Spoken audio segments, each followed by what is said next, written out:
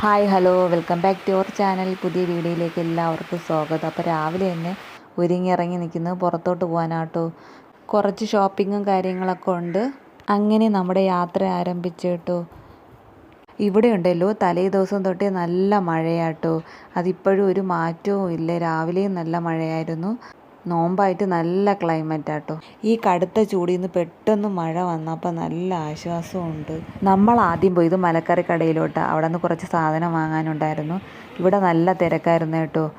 ഇവിടെ പച്ചക്കറിക്കൊക്കെ നല്ല വിലക്കുറവുണ്ട് കേട്ടോ.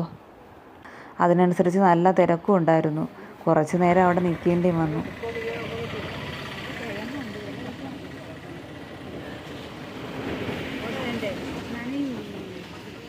മലക്കറി വാങ്ങിച്ച് കഴിഞ്ഞതും മഴ അങ്ങ് പെയ്ത് കേട്ടോ.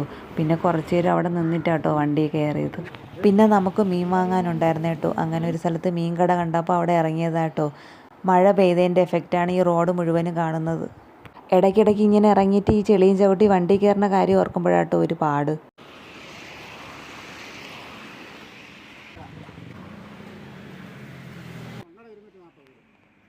മീനിൻ്റെ വില കേട്ടപ്പോഴേ പിന്നെ അവിടെ നിന്നില്ല. മീനിനൊക്കെ നമ്മളെ വിലയാട്ടോ പറഞ്ഞത്. പിന്നെ വേറൊരു സ്ഥലത്ത് ഇറങ്ങി വാങ്ങി. പിന്നെ നമുക്ക് പ്ലാന്റ്സുകൾ വാങ്ങാനുണ്ടായിരുന്നു. അങ്ങനെ ഒരു നഴ്സറി ഉണ്ട്. അപ്പോൾ അവിടെ ഇറങ്ങിയതാട്ടോ. ഒരുപാട് വെറൈറ്റി പ്ലാന്റ്സുകളൊക്കെ ഉണ്ടായിരുന്നു കേട്ടോ. മഴ ആയതുകൊണ്ട് തന്നെ ചെടികളൊക്കെ നല്ല ഉന്മേഷത്തോടെ നിൽക്കുന്നുണ്ട്. ഈ പൊരി വെയിലത്ത് ഇതുപോലെ തന്നെ ഇതിനെ കെയർ ചെയ്യുന്നവരെ സമ്മതിക്കണമല്ലേ.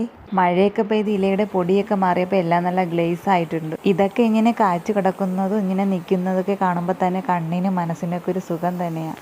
ഇവിടെ നിന്ന് പിന്നെ 1-2 തൈകളൊക്കെ വാങ്ങിയിട്ടുണ്ടായിരുന്നു. മാവിൻ്റെ തൈയും പ്ലാവിൻ്റെ തൈയും സായിപ്പല്ലിയുടെ തൈയൊക്കെ വാങ്ങിയിട്ടുണ്ടായിരുന്നു. പിന്നെ നമ്മൾ അവിടെ നിന്ന് നേരെ പോയത് ചിക്കൻ കടയിലായിരുന്നു. അപ്പോൾ ചിക്കനും വാങ്ങിച്ചിട്ട് പിന്നെ നമ്മൾ ബീഫ് കടയിൽ പോയായിരുന്നു. ബീഫ് വാങ്ങാൻ ഇറങ്ങിയപ്പോൾ ഭയങ്കര മഴയായിരുന്നു കേട്ടോ. അപ്പോൾ അതിൻ്റെ വീഡിയോ എടുക്കാൻ പറ്റിയില്ല. അങ്ങനെ വാങ്ങാനുള്ള സാധനങ്ങളെല്ലാം വാങ്ങി നമ്മൾ തിരികെ പോന്നു. വന്ന വഴിക്ക് മഴയില്ലായിരുന്നു കേട്ടോ. പാങ്ങോട് എത്തിയപ്പോൾ നല്ല മഴയായിരുന്നു.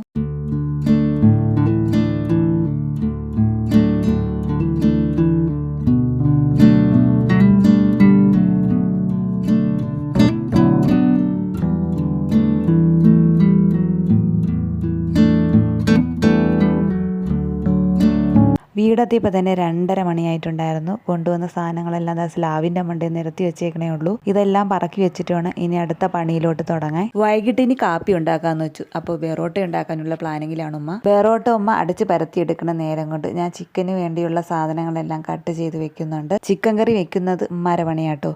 അപ്പം ഞാൻ ഇതെല്ലാം കട്ട് ചെയ്ത് കൊടുത്താൽ മാത്രം മതി. കുറച്ച് ചിക്കൻ എടുത്ത് മസാല പുരട്ടി വെച്ചു. ഇവിടെ എന്ന് ചിക്കൻ വെച്ചാൽ ചിക്കൻ ഫ്രൈ മസ്റ്റ് ആയിരിക്കും. ചിക്കൻ ഫ്രൈ ഇല്ലാതിരിക്കാനേ പറ്റില്ല. ചിക്കൻ ഫ്രൈ ഇല്ലേ പിന്നെ ഒരു ഉന്മേഷമില്ല എന്ന് പറയും പോലെ ആയിരിക്കും. ഇവിടെ എല്ലാവരും ചിക്കൻ ലവറാട്ടോ. അങ്ങനെ കുറച്ച് ഉറട്ടിയും കൂടെ ഉണ്ടാക്കാമെന്ന് വെച്ചേട്ടോ. അങ്ങനെ അതിനുള്ള തേങ്ങയൊക്കെ ഞാൻ തിരുവി എടുത്തിട്ടുണ്ട്. നമുക്കിവിടെ വിശേഷ ദിവസം ആയാലും അല്ലെങ്കിൽ ഒറട്ടി മസ്റ്റാണ്. ട്രിവാൻഡ്രംകാരുടെ ഒരു വികാരമാണ് ഒറട്ടി. പെരുന്നാളായാൽ പിന്നെ ഒറട്ടിയില്ലാത്ത ഒരു വീടും കാണില്ല. പിന്നെ ചിക്കനെല്ലാം ഫ്രൈ ചെയ്യാനായിട്ട് വെച്ചു. ഇനി ഒറട്ടി ചുടാനുള്ള പ്ലാനിലാണ്. ഉമ്മ പരത്തി തരുമ്പോൾ ഞാൻ ചുട്ടെടുക്കും. അതാകുമ്പോൾ എളുപ്പം കഴിയുമല്ലോ. നോമ്പിന് കഞ്ഞി നമ്മൾ വീട്ടിലുണ്ടാക്കാറില്ല. പള്ളിയിൽ നിന്ന് വാങ്ങും. അവിടെ നല്ല കഞ്ഞി കിട്ടും.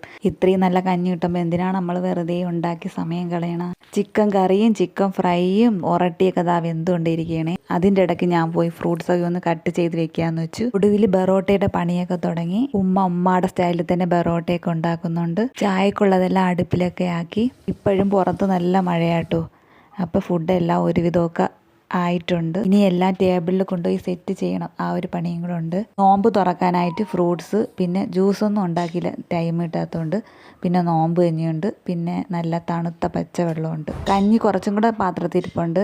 എല്ലാവർക്കും ഒരുക്കി വെച്ചിട്ടുണ്ട്. ഇനി ബാങ്ക് കൊടുത്താൽ മാത്രം മതി. ബാങ്ക് കൊടുത്തു. അങ്ങനെ നോമ്പൊക്കെ തുറന്നു. പിന്നെ നമസ്കാരം കാര്യങ്ങളൊക്കെ കഴിഞ്ഞതിന് ശേഷം മാത്രമാണ് നമ്മൾ ഫുഡ് കഴിച്ചത്. ഇതിന് പുറമെ ചോറും കൂടി ഉണ്ടായിരുന്നു. അതിങ്ങോട്ട് എടുത്തുകൊണ്ട് വന്നില്ല. ഇതൊക്കെ കഴിക്കുമ്പോൾ തന്നെ വയറെല്ലാം ഫുള്ളാവും. അങ്ങനെ ഫുഡെല്ലാം കഴിച്ചു. ഇന്നത്തെ ദിവസം റാഹത്തായി. ഇന്നത്തെ ദിവസം എന്ന് വെച്ചാൽ പ്രത്യേകിച്ച് ക്ഷീണവും കാര്യങ്ങളൊന്നും ഇല്ലായിരുന്നു. അപ്പോൾ വീഡിയോ ആദ്യമായിട്ട് കാണുന്നവരുണ്ടെങ്കിൽ ലൈക്ക് ചെയ്യാനും സബ്സ്ക്രൈബ് ചെയ്യാനും മറക്കരുത് കേട്ടോ. ഇനി അടുത്ത വീഡിയോയിൽ കാണാം.